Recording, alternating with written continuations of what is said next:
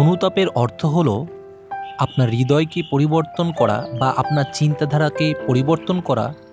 যে সমস্ত অন্যায় বা পাপ বা চিন্তাধারা আপনি আপনার আগে করে এসছেন এবং নতুন করে এখন আপনি ভালো কিছু করতে চান এবং ধার্মিকতায় চলতে চান, যদি আজকে এই মুহূর্তে আপনি সেই চিন্তা করে থাকেন যে হ্যাঁ, আমি অনুতাপ করতে চাই, তাহলে এই অনুতাপের বাক্যগুলো আপনারই জন্য।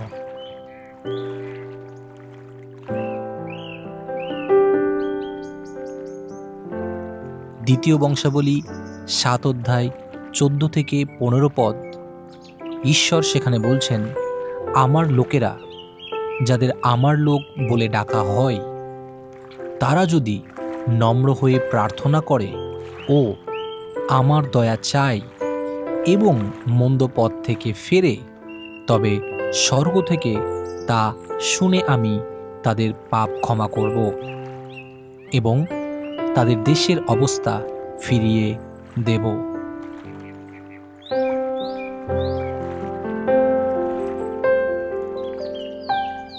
হিতোপদেশ 28:13 পদে বলছে, যে লোক নিজের পাপ গোপন করে তার উন্নতি হয় না, কিন্তু যে তা স্বীকার করে, ত্যাগ করে, সে করুণা পায়।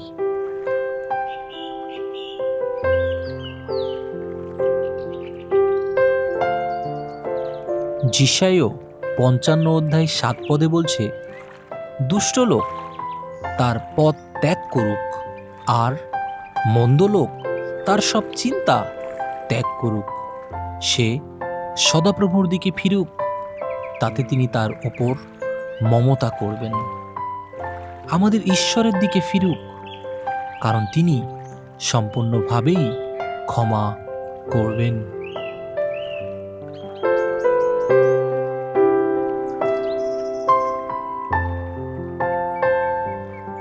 জিএসকেল 18 অধ্যায় 32 পদ বলছে, আমি কারো মৃত্যুতে খুশি হই না, তোমরা মন ফিরিয়ে বাঁচো, আমি সদাপ্রভু এই কথা বলছি।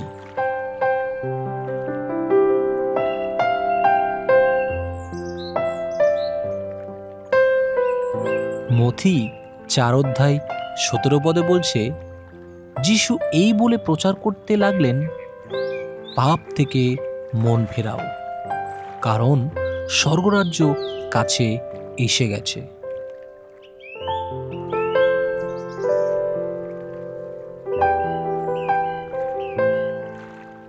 লুক 15 অধ্যায় 7 পদ বলছে, আমি আপনাদের বলছি, ঠিক সেইভাবে যারা পাপ থেকে মন ফিরাবার দরকার মনে করে না, তেমনি 99 জন ধার্মিক লোকের চেয়েও বরং একজন পাপী পাপ থেকে মন ফেরালে স্বর্গে আরো বেশি আনন্দ হয়।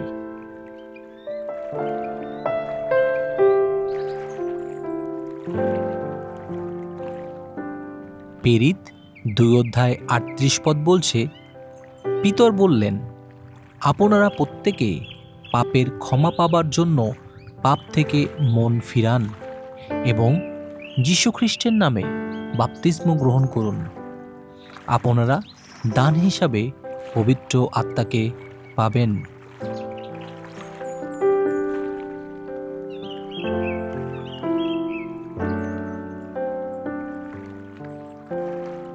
তুমি তো ঈশ্বরের অশেষ দয়া, সহ্যগুণ ও ধৈর্যকে তুচ্ছ করেছ।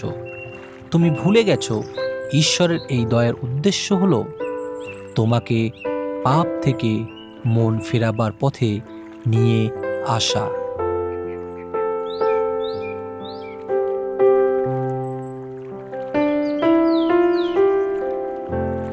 কোনো কোনো লোক মনে করে প্রভু তার প্রতিজ্ঞা পূর্ণ করতে দেরি করছেন, কিন্তু তা নয়।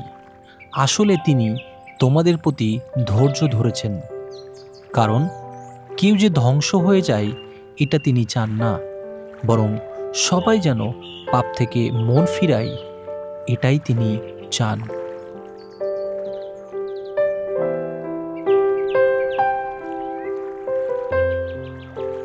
প্রথম যোহন 1:9 বলছে, যদি আমরা আমাদের পাপ স্বীকার করি তবে তিনি তখনই আমাদের পাপ ক্ষমা করবেন এবং সমস্ত অন্যায় থেকে আমাদের সূচি করবেন, কারণ তিনি নির্ভরযোগ্য এবং কখনো অন্যায় করেন না।